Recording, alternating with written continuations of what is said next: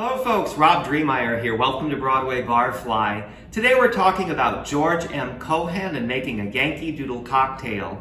And I also have some interesting things to share with you about a patriotic musical revue from the 1930s that I had no idea existed, so stick around.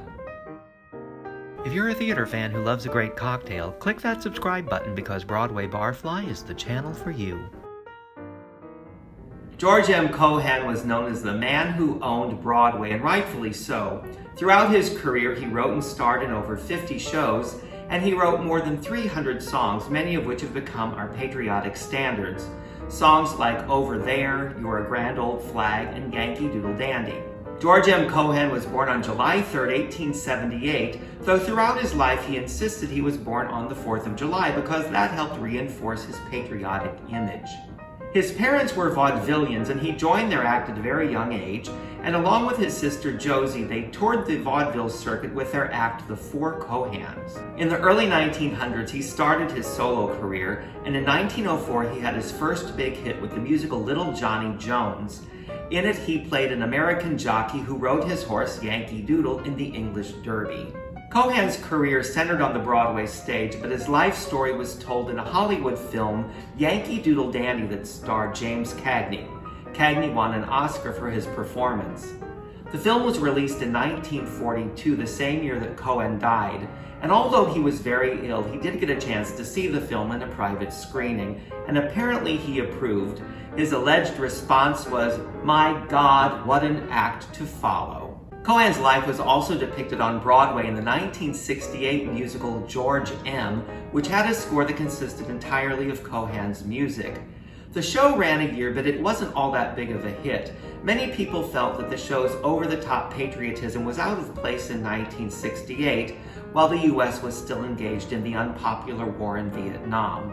The critics were also unkind to George M., though they did praise Joel Grey's star performance and Joe Layton's Tony Award-winning choreography. In 1959, a statue of George M. Cohan was erected in New York City, and it still stands today in Duffy Square, which of course is right in the heart of Broadway.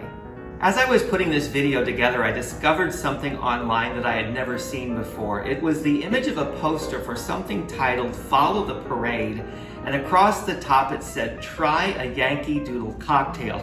So you know I needed to find out what this was all about. I immediately learned that it had nothing to do with George M. Cohan, but it was a patriotic musical revue from the 1930s produced by the Federal Theater Project.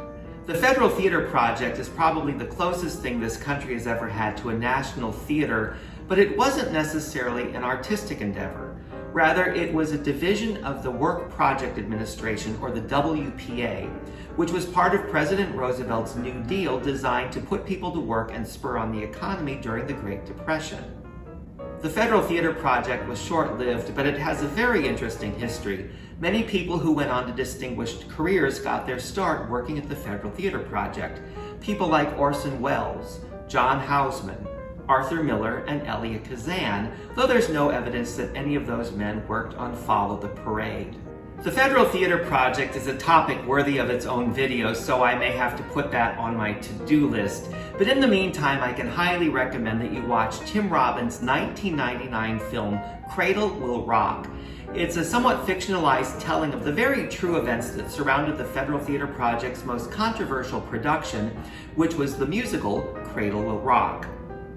Follow the Parade was produced in 1936 by the West Coast Office. It played in Los Angeles and toured cities throughout California.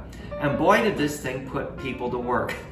If we are to believe the posters, it had a cast of 100 and an orchestra of 30 or even 40, depending on which city you saw it in.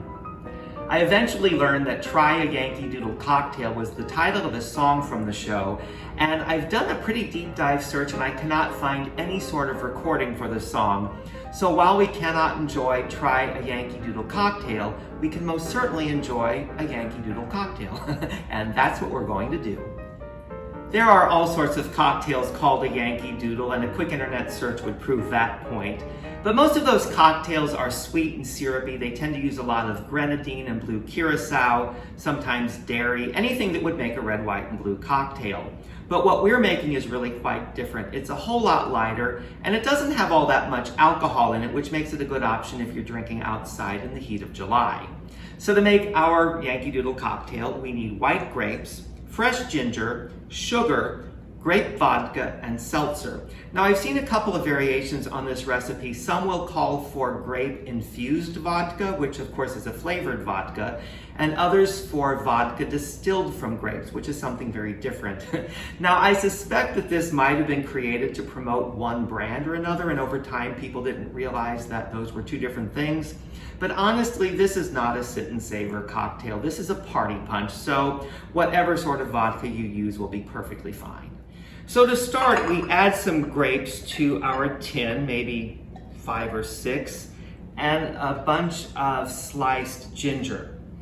We also add a ½ teaspoon of some sugar, and we give this a good muddle. And you have to give it a really good pressing because you have to burst all of those grapes and really break down the ginger.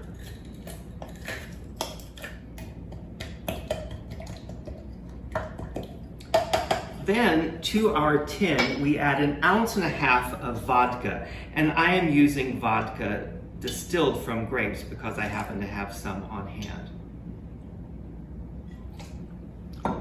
And then we give this a really good shake with some ice.